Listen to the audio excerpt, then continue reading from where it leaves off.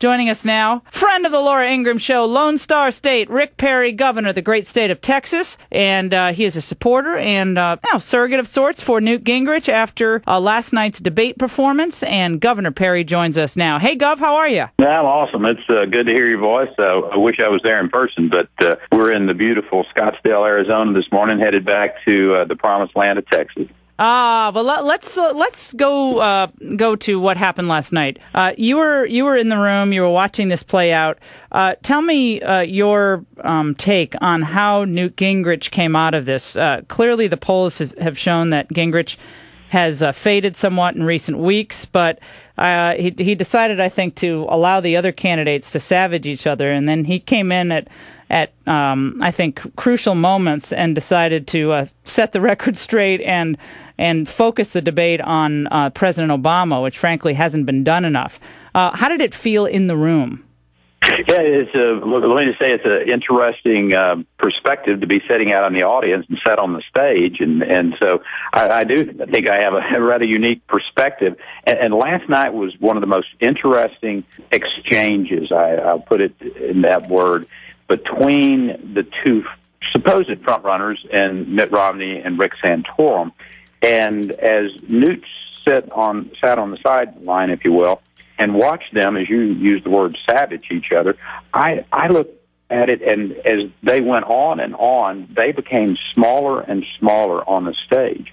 And there were times when Newt was absolutely Churchillian in his not only performance and his intellect, but I'll tell you the big moment for me last night was when Newt clearly laid out what I consider to be the most powerful position for the entire campaign that any candidate has talked about, where he clearly articulates an energy policy for America, cutting gasoline prices in half, taking them to at least to $2.50, to allow for this country to be independent, no longer of foreign oil, but domestic production, and to open up those federal lands and waters to pay off the federal debt, over $16 trillion in those federal lands and waters from energy resources, to pay off the national debt. Now, there are a lot of things going on in the world, Laura, and they talked about some of them that were important and then some that aren't so important last night, but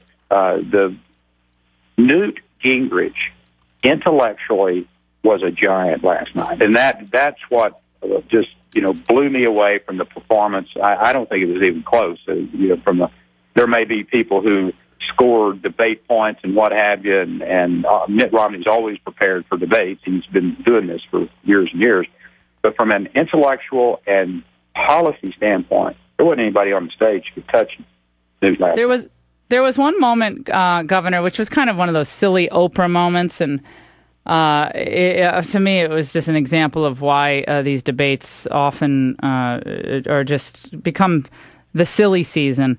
And when John King asked each candidate to use one word to describe himself, what would it be? It's like, if you could be a twee, Governor Perry, which twee would you be? I mean, this is crazy. But it was one of the things that always drove me batty about. Oh, no. No. But this is for the presidency of the United States. Yeah, exactly. It's not Jeopardy. President. Yeah, so this is how Newt answered that question. Let's listen.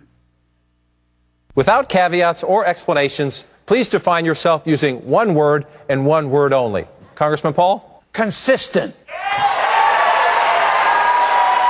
Senator Santorum? Courage. Governor? Resolute. Mr. Speaker? Cheerful. You know what's funny about that is everyone, Newt is Mr. Pugnacious, and he's I was expecting him to say irritated. Yeah, exactly. Cheerful. And it was a moment where, something he's kind of come across at this point as the happy warrior. And, absolutely. And I like that moment. Post-debate, that's exactly what I said. I said he was channeling Ronald Reagan at that particular moment when he said cheerful, because, it conjured up in our minds the statement of being a happy warrior that Ronald Reagan talked about. The interesting thing for me as I watched that and just to absorb. And, and the first two gave, interesting and I think probably appropriate for their perspective. But when Mitt said resolute, it dawned on me. It's kind of like, there's probably not 20% of the people in here that would give you the appropriate definition of resolute. So it was really interesting. What does resolute mean? Yeah, indefatigable. Yeah, no, it was really interesting. It's kind of like, no, that's the name of a boat, big ship.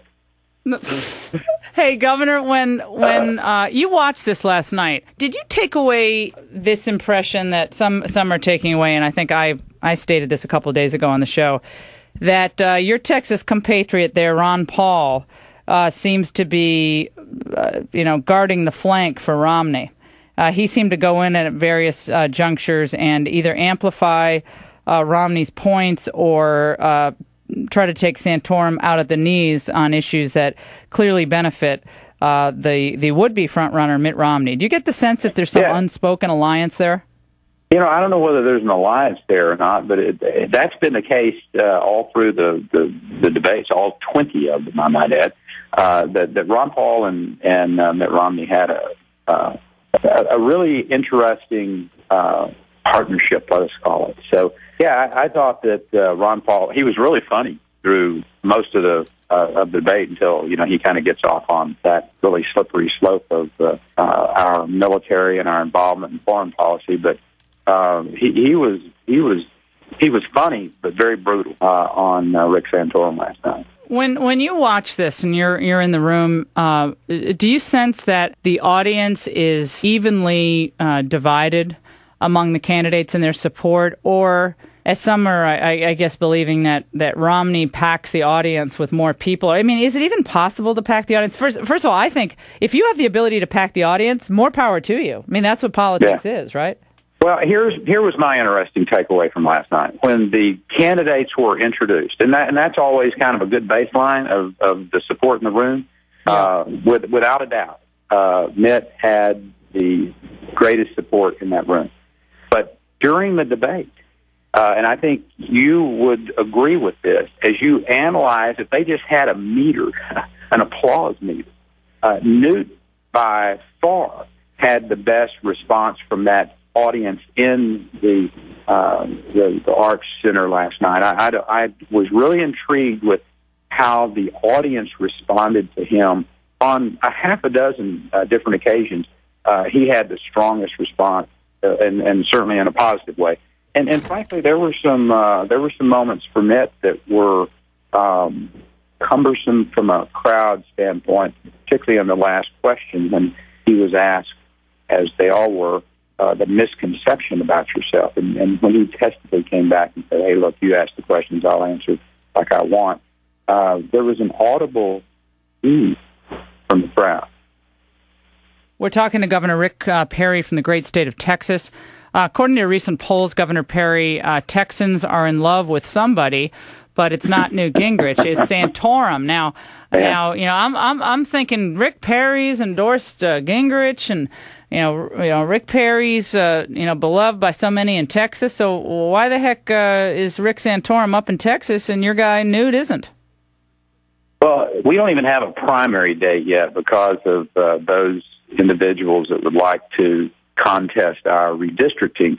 And it's a long time until Texas has its primary. There will be ups and downs. And I will tell you, Texans, once they get focused and they look at the candidates, and when you are a state that is economically as sound as the state of Texas is right now, we put tax and regulatory and legal system policies into place to make Texas the number one job creation mecca in the country, then Newt's energy policy and his discussion about here's how you legitimately and sanely pay off the national debt by using our federal lands and waters and the exploration of those resources that are there, I think it's really going to have a huge impact.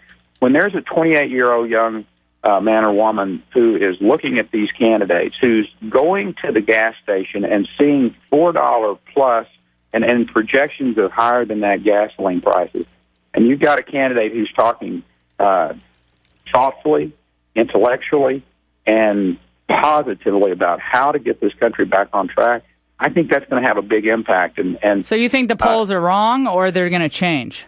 Oh, I just think they're going to change. I don't think that the people in Texas, from the standpoint of, look, I started my last campaign for governor 25 points behind, running against a very well-known United States senator. And so, anyway, the bottom line was, I think these polls are what they are at that snapshot in time, but we're a long way from the primary.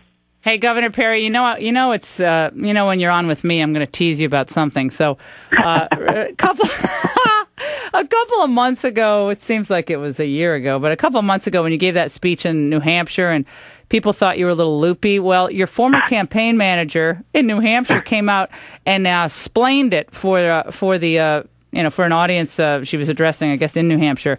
Just to remind people of what happened and what she said yesterday. Let's listen. This is such a cool state. I mean, come on. Live free or die. I mean, it's like, live free or die, victory or death. Bring it.